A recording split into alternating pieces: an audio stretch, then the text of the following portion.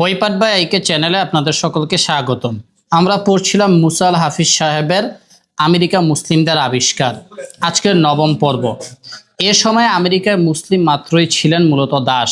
দাসরা তখন কুকুরের মর্যাদা লাভ করত না, তাদের ছিল না কোনো অধিকার। কয়েক শত বছর আগে এইসব হতভাগ্যের ভাগ্যহত পূর্বপুরুষদের দাস বানানো হয়েছিল, কিংবা এদেরকে ধরে আনা হয়েছিল আফ্রিকা থেকে।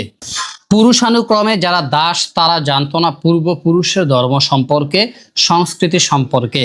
তাদের কেউ কেউ আফসাস স্মৃতি থেকে যে বিবরণ দেয় তা খোলাসা করে মুসলিম রক্তধারার কথা। অ্যালান ডি অস্টিন বিভিন্ন মুসলিম দস্তাবেজ থেকে তা সংগ্রহ করে অসামান্য এক ঐতিহাসিক দায় শোধ করেছেন। ধরে আনা দাসদের জন্য ধর্ম পরিচয় সংরক্ষণ ছিল অসম্ভব, বিশেষত যদি তার ধর্ম হতো ইসলাম। তাদেরকে অবশ্যই খ্রিস্টান নাম ও পরিচয় ধারণ করতে হতো। 1970 সালে সিনাগগের প্রতি লিখিত জর্জ ওয়াশিংটনের বিখ্যাত সেই পত্র আমাদেরকে জানায় মহান প্রিন্স এবং স্লাভস বা ইব্রাহিম ইবনে রহমানের কথা, যার সম্পর্কে জর্জ ওয়াশিংটন লিখেন, ইব্রাহিমের অধিকারে থাকা শিশুরা যারা এই ভূমিতে বসবাস করে তারা অব্যাহতভাবে এখানে বিয়ে করতে পারবে এবং অন্যান্য অধিবাসীদের সাথে শান্তিপূর্ণ সহাবস্থান করবে, যেখানে প্রত্যেকেই নিরাপদ থাকবে আত্মমর্যাদা ও ন্যায়পূর্ণ পন্থায়। তাদেরকে কোনো রকম ভয় দেখানোর কেউ থাকবে না। জর্জ ওয়াশিংটন আরেকটি চিঠিতে লিখেন, স্বাগত জানানো হবে মোহামেডানদের যদি তারা ভালো কর্মী হয়। সাউথ ক্যারোলিনার বিধানসভা 1790 সালে মরক্কোর একটি মুসলিম সম্প্রদায়ের জন্য অনুমোদন করে বিশেষ এক আইনগত অবস্থান, যার ভিত্তিতে জোর করে দাস বানানো মুসলিমরা অমানবিক আচরণের বিরুদ্ধে কংগ্রেস ও প্রেসিডেন্ট বরাবর একটি আবেদন জানায়।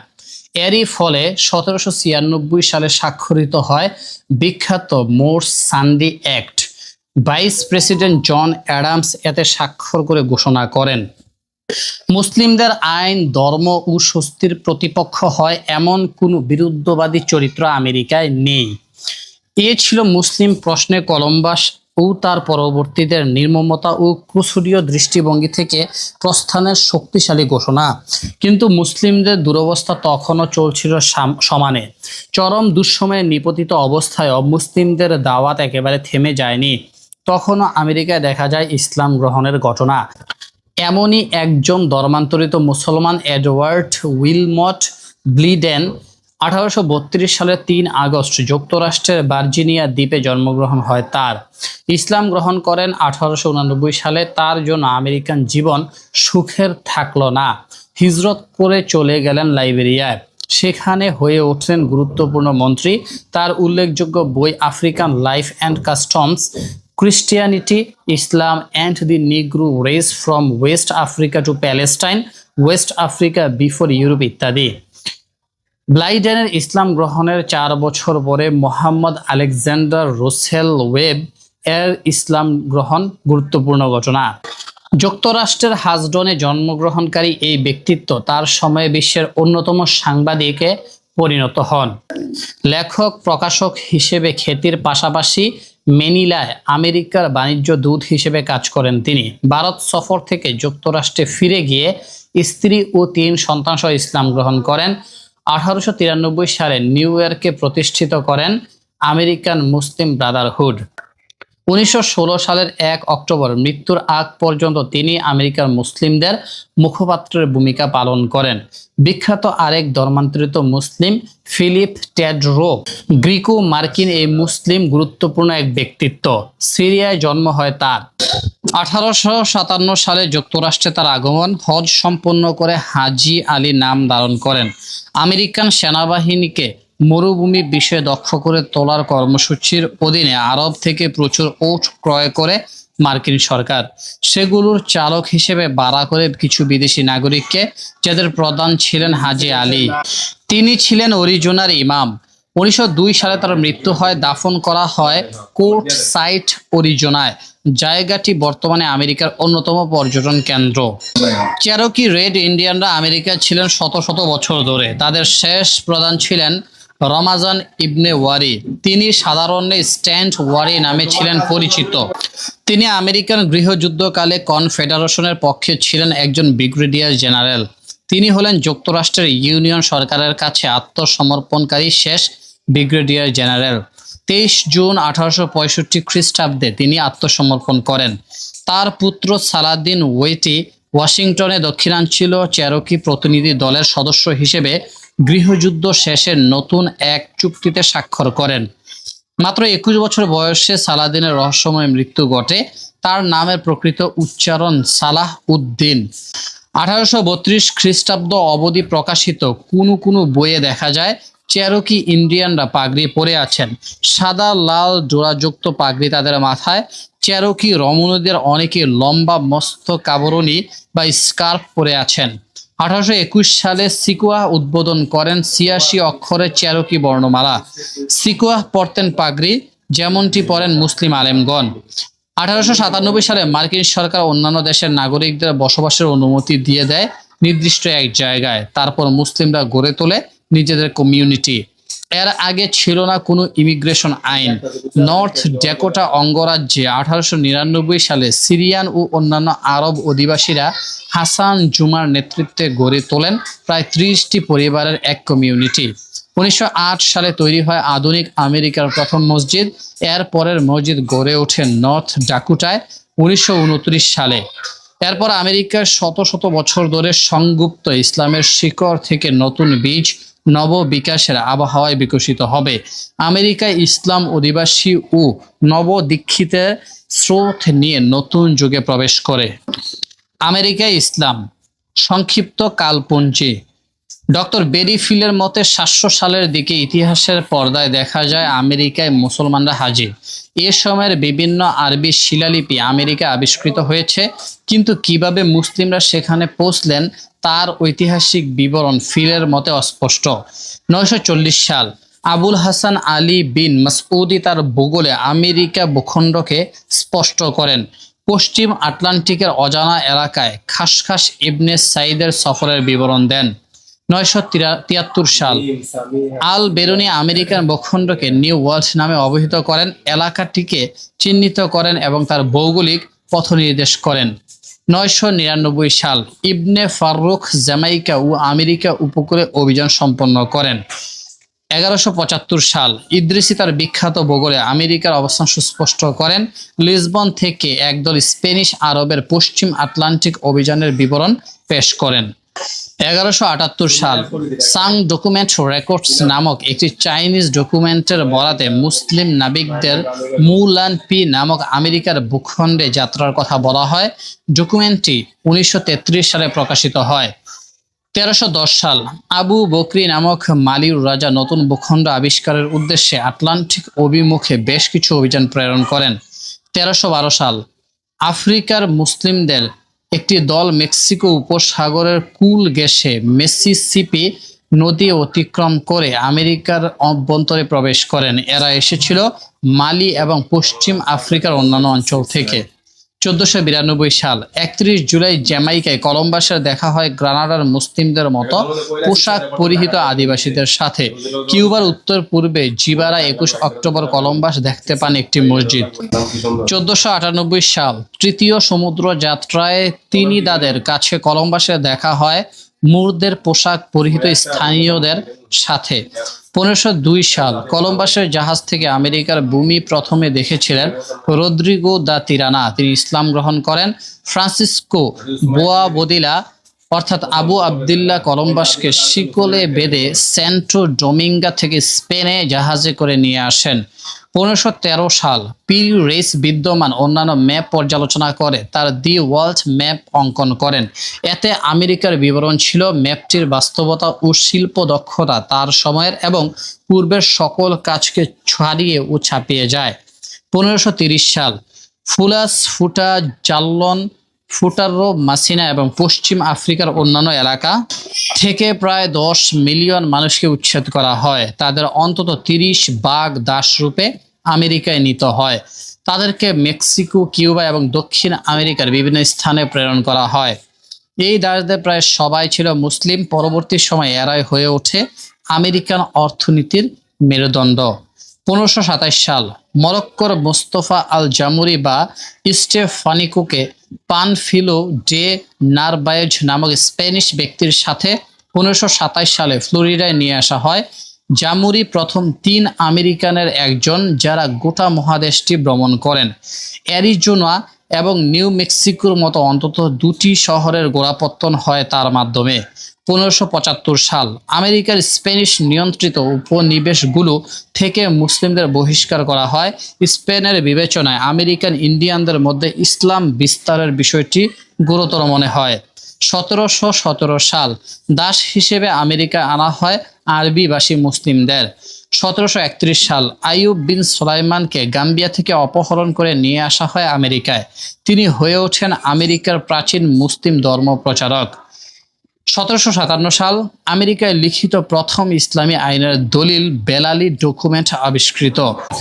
1790 সাল স্পেনের মুর মুসলিমরা আমেরিকার দক্ষিণ ক্যারোলিনা এবং ফ্লোরিডায় বসবাসের আবেদন জানায়।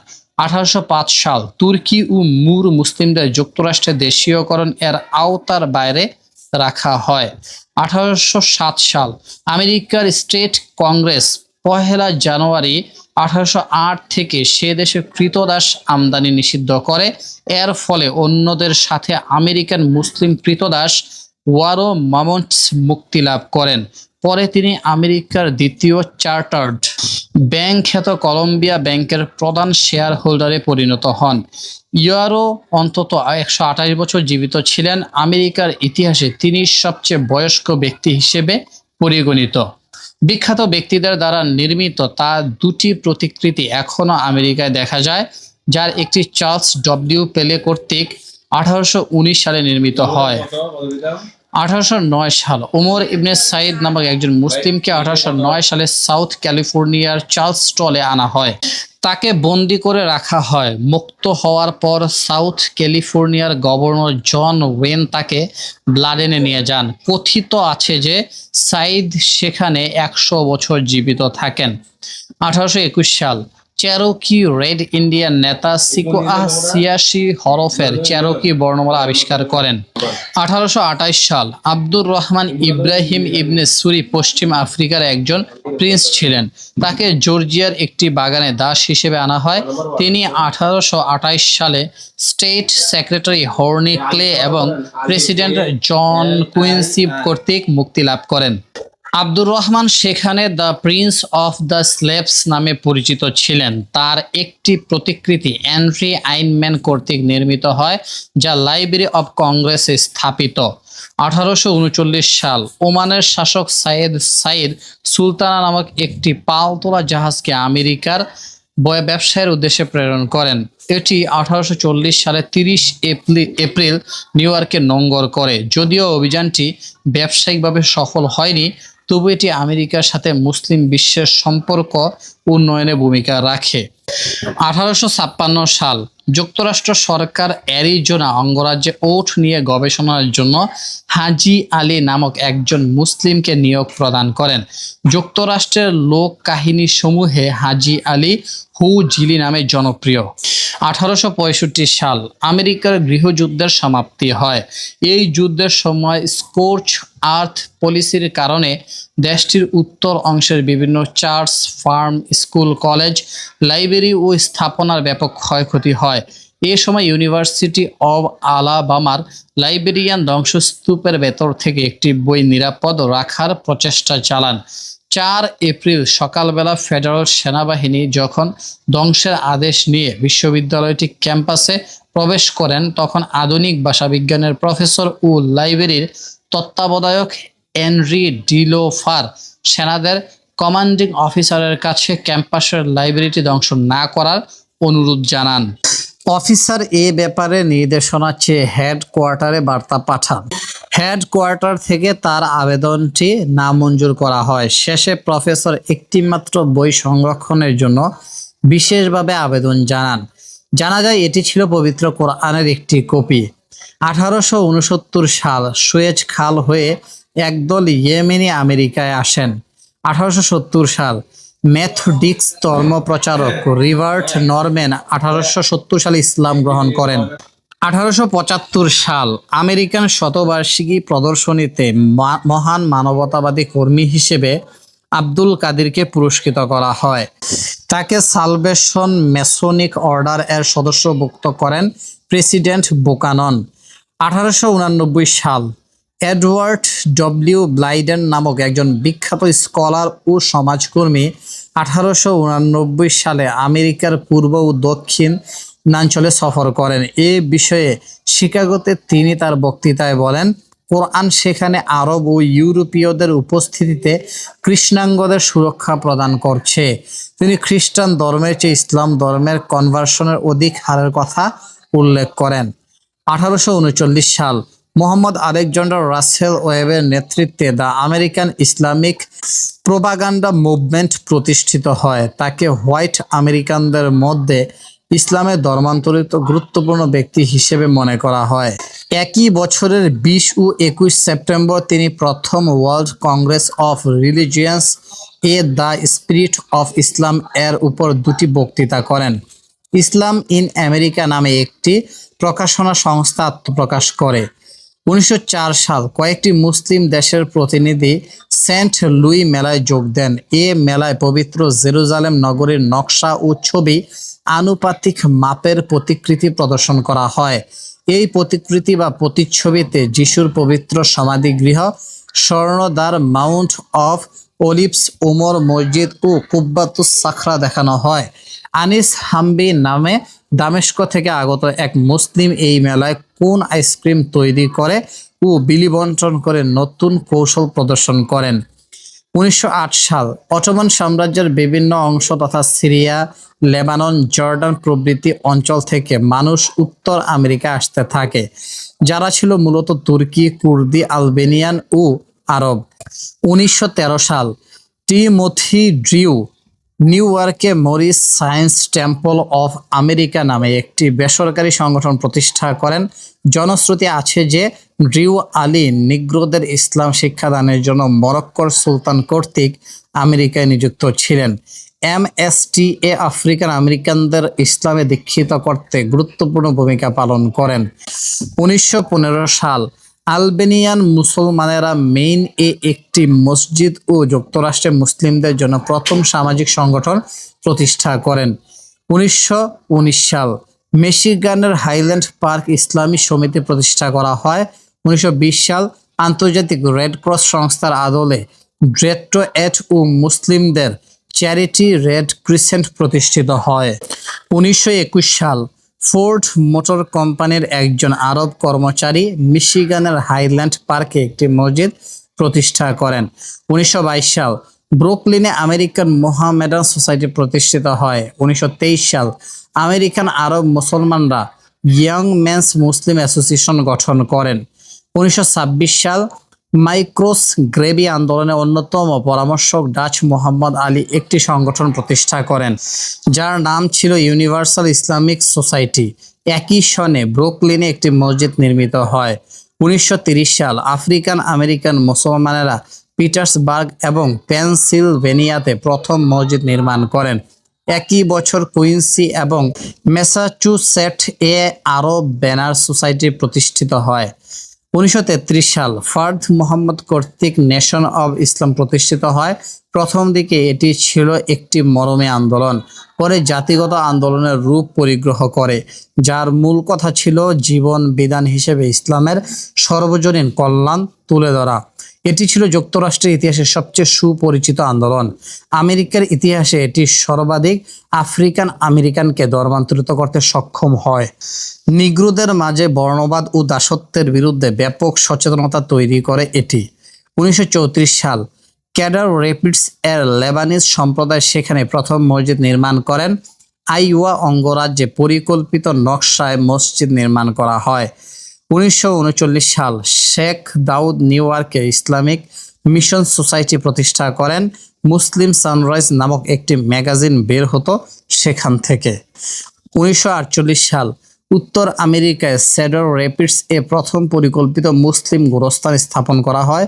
এজন্য হাজি উইলিয়াম হাইয়ুয়া আউসে 4.5 একর জমি প্রদান করেন। 1952 সাল সেনাবাহিনীর মুসলিম সদস্যরা ফেডারেল সরকারের বিরুদ্ধে নিজেদের মুসলিম হিসেবে সৈন্যবাহিনীতে নিবন্ধন না করার অভিযোগে মামলা করেন। উল্লেখ্য, তখন আমেরিকায় একটি বৈধ ধর্ম হিসেবে ইসলামের স্বীকৃতি ছিল না। 1954 সাল the federation of Islamic association of America প্রতিষ্ঠিত হয়। 1955 সাল শেখ দাউদ নিউ ইয়র্ক সিটিতে দি স্টেট মসজিদ নির্মাণ করেন। বর্তমানে এই মসজিদটি আমেরিকার মুসলিমদের শৌর্য বীর্যের প্রাণ কেন্দ্রে পরিণত হয়েছে। এ মসজিদ থেকেই 1962 সালে দারুল ইসলাম আন্দোলনের সূত্রপাত হয়। 1957 সাল ইসলামিক সেন্টার অব ওয়াশিংটন প্রতিষ্ঠিত হয়। 1960 সাল মিশন অব ইসলামের ইউনিভার্সিটি অব ইসলাম নামক স্কুলসমূহ প্রতিষ্ঠিত হয়। উদ্যোগটি আমেরিকান মিডিয়ার বিশেষ দৃষ্টি আকর্ষণ করে।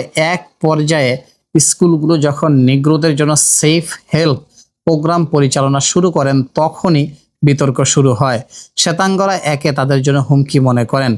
1962 সাল আফ্রিকান আমেরিকান মুসলমানদের দ্বারা দারুল ইসলাম আন্দোলনের সূত্রপাত হয়। এটি 1882 থেকে 1883 সাল পর্যন্ত কার্যকর ছিল। আন্দোলনটি আমেরিকার উন্নয়ন ও ইসলামী ঐতিহ্যের উপর গুরুতর প্রভাব তৈরি করে। একই বছর nation of Islam Mohammad speaks নামক সাপ্তাহিক সংবাদপত্রটি প্রকাশ করে। এটি ছিল আমেরিকান সংখ্যালঘুদের সবচেয়ে বড় মুখপত্র। এক সময়ে এর পাঠক সংখ্যা 8 লক্ষ ছড়িয়ে যায়। শেষ পর্যন্ত এর নামেও বেশ পরিবর্তন ঘটে। এক পর্যায়ে নিগ্রো সাহাবী হযরত বেলাল রাদিয়াল্লাহু আনহু স্মরণে নাম রাখা হয় বিলালিয়ান নিউজ। 1963 সাল 1 জানুয়ারি ইউনিভার্সিটি অব ইলিনয়েস এ দ্য মুসলিম অ্যাসোসিয়েশন প্রতিষ্ঠিত হয়। বর্তমানে যুক্তরাষ্ট্রব্যাপী এর 100টির অধিক শাখা রয়েছে। 1970 সালে সংগঠনটি থেকে Islamic Medical Association of Muslim Social Scientist এবং Association of Muslim Scientist and Engineers জন্ম লাভ করেন।